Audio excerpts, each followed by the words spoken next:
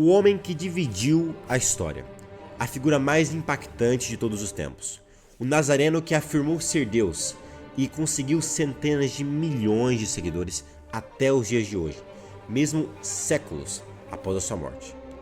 Sim, você com certeza já ouviu falar de Jesus Cristo, e no vídeo de hoje eu vou te mostrar como essa figura tão marcante foi explicada, investigada, explorada e representada na literatura. Rola a vinheta!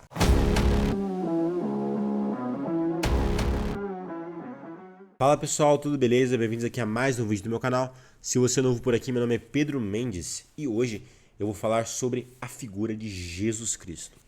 Um homem que realmente dividiu a história.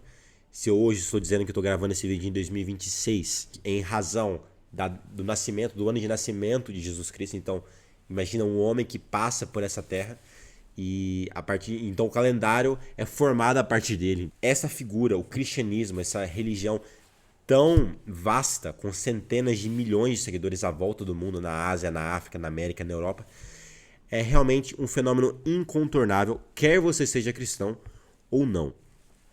E no vídeo de hoje eu gostaria de explorar e apresentar alguns livros que explicam a figura de Jesus e de algumas obras literárias que o representam de uma forma que, a meu ver, é bastante rica. Antes de eu passar para os livros, eu tenho várias obras aqui do meu lado, vale ressaltar que Jesus Cristo não é apenas mais um fundador de religião. Porque o próprio Cristo, se você pegar aqui nos evangelhos, então tem aqui uma Bíblia, consegui ler a Bíblia completa em 2025, os próprios evangelhos estão cheios de passagens que afirmam, que mostram que Jesus não se considerava apenas um grande profeta, como ele é visto, por exemplo, no Islão. Então, se você, por exemplo, abrir em Mateus, capítulo 28 e 18, vai dizer que Jesus está dizendo que toda a autoridade lhe foi dada do céu e da terra. No Evangelho de João, capítulo 8, versículo 58, Jesus diz que antes que Abraão existisse, ele era.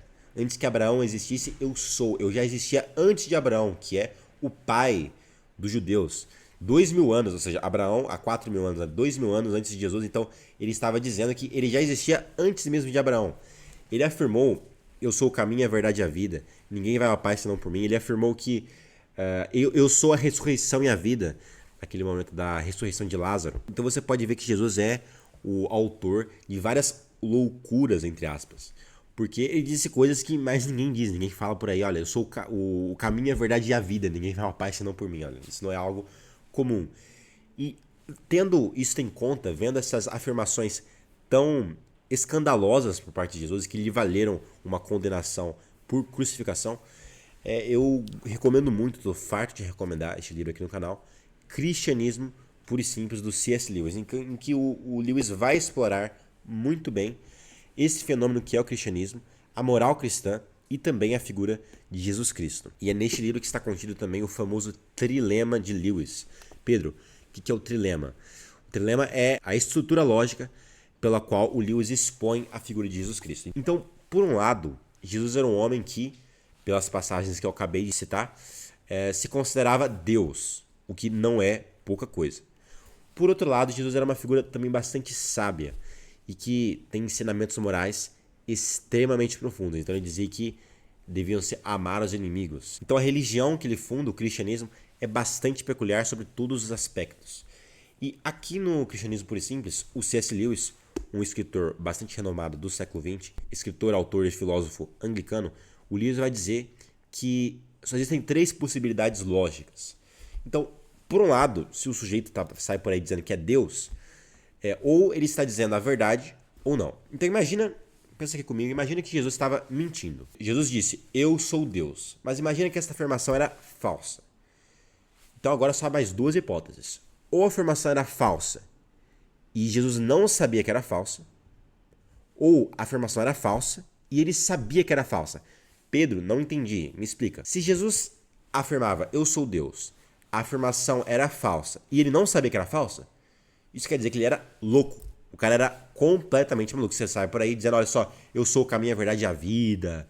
Nossa, era a mesma coisa que você dizer por aí, olha, eu sou um ovo frito. Alguém tinha que ter pego no sujeito e colocado numa camisa de força e mandado pro hospício, segundo esta hipótese. Então, ou Jesus era louco, completamente maluco.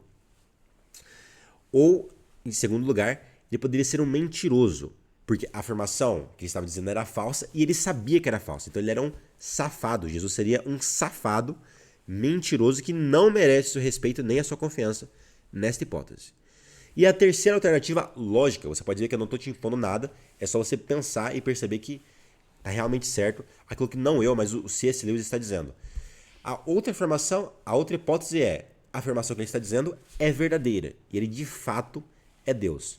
Então vem as três hipóteses, ou ele é um demente, ou é um desleal, ou é Deus. Ou no original inglês, ou ele é um lunatic, um lunático, ou um liar, mentiroso, ou Lord, Senhor, que quer dizer Deus.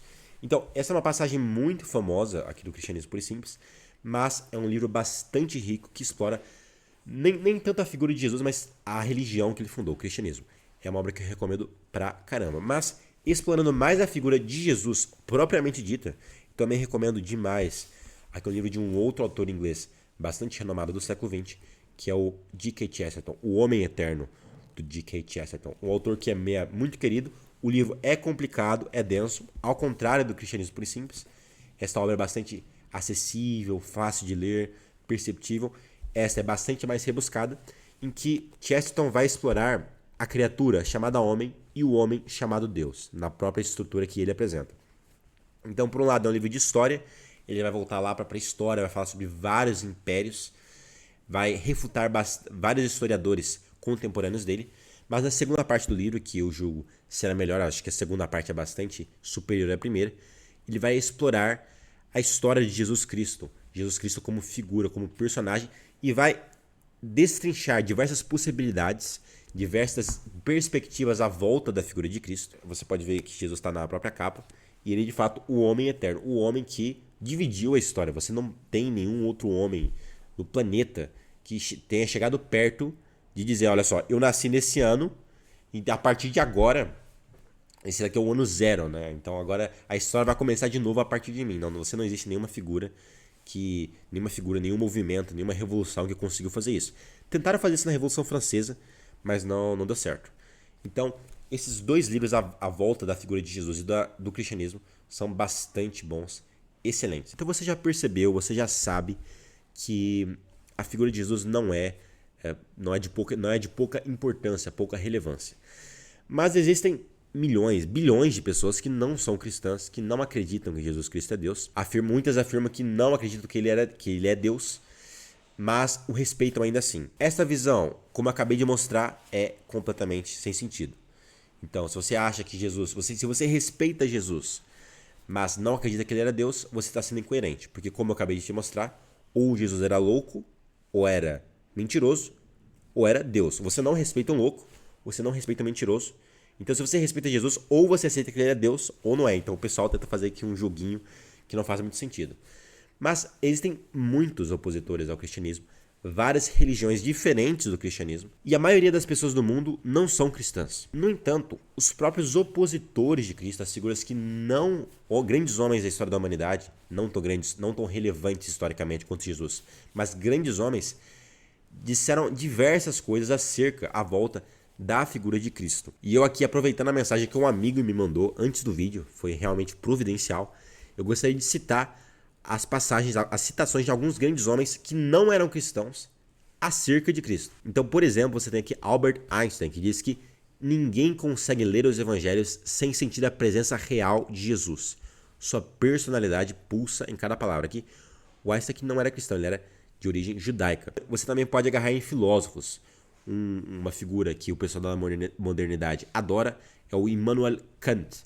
E Kant disse que Jesus é o arquétipo da perfeição moral, o ideal de humanidade que segue o dever acima de tudo. E o próprio Nietzsche afirmou que, em verdade, só houve um cristão, e ele morreu na cruz. Jesus vivia uma vida sem ódio e sem resistência ao mal. Para não falar de um dos fundadores, de um dos grandes filósofos da Revolução Francesa, que era profundamente anticristã, Jean-Jacques Rousseau afirmou que se a vida e a morte de Sócrates foram as de um sábio, a vida e a morte de Jesus foram as de um Deus. Tá bom? Você tem aqui uma citação de Jean-Jacques Rousseau. E para quem conhece um pouquinho da biografia do Rousseau, sabe que ele não era assim um homem muito cristão e religioso nesse sentido.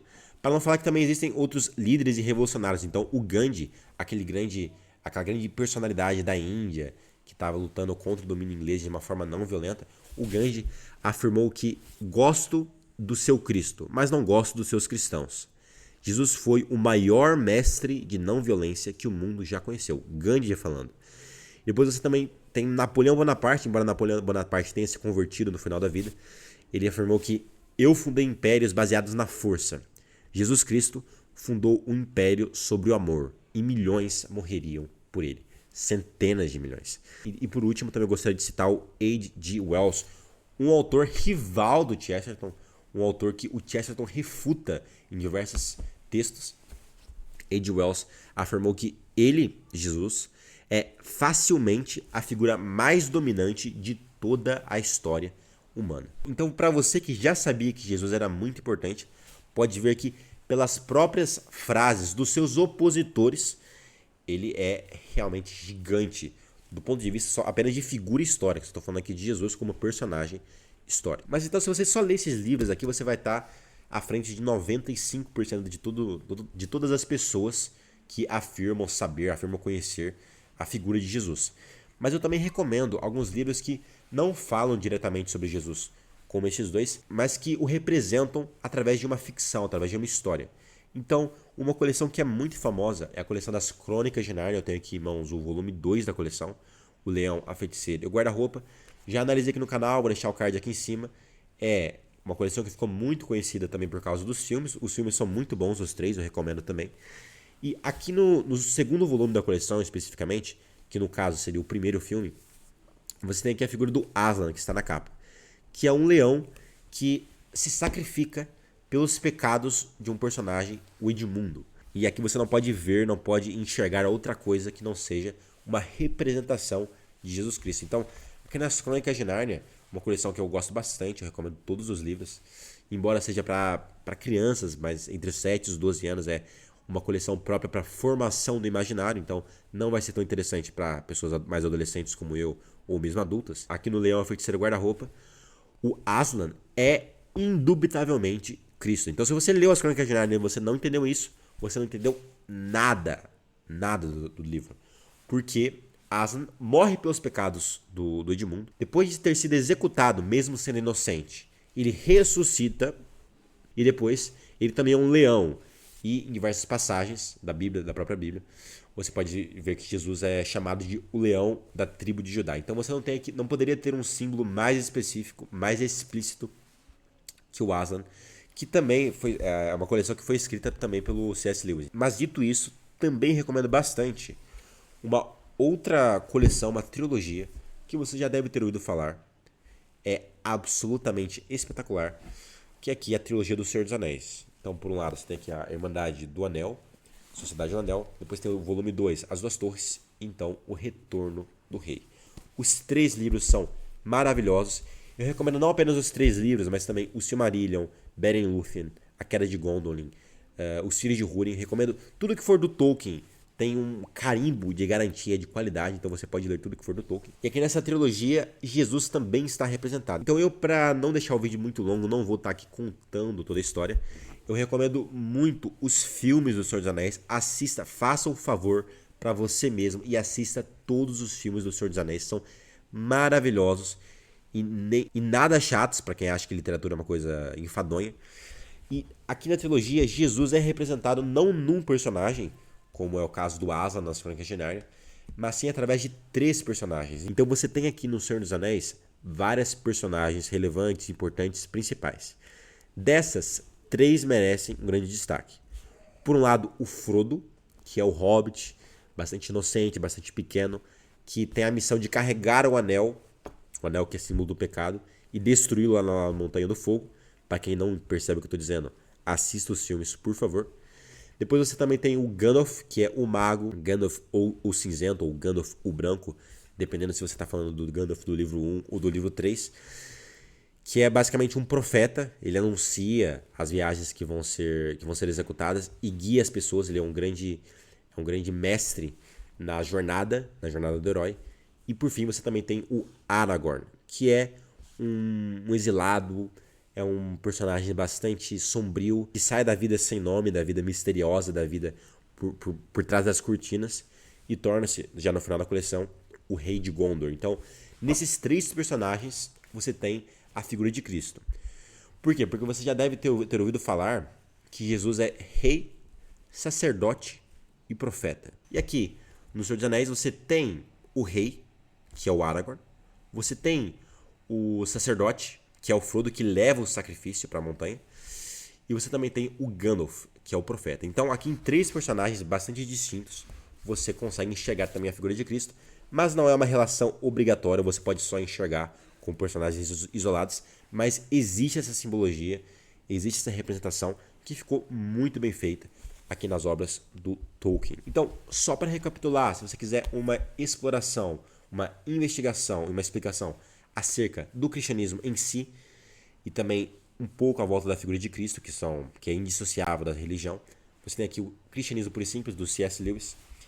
E se você quiser uma investigação histórica bem profunda, bastante bem feita acerca de Cristo, O Homem Eterno, do Chesterton. Mas em relação a histórias, ficção e literatura propriamente ditas, eu recomendo As Crônicas de Nárnia, do C.S. Lewis, e a trilogia do Senhor dos Anéis, ambas as coleções com excelentes representações da figura de Cristo. A figura de Cristo é essa que foi bastante lembrada agora no tempo da Páscoa. Tá bom? Então, basicamente é isto. Espero que você tenha gostado do vídeo. Se você gostou, aperta aí o botãozinho do like, se inscreva no canal e ative o sininho das notificações para você não perder nenhuma novidade. Então, para este vídeo é tudo. Vou deixar aqui no final, na tela final, o vídeo que eu já gravei sobre o cristianismo puro e simples do C.S. Lewis, se você tiver interesse. E vejo vocês no próximo vídeo. Fui!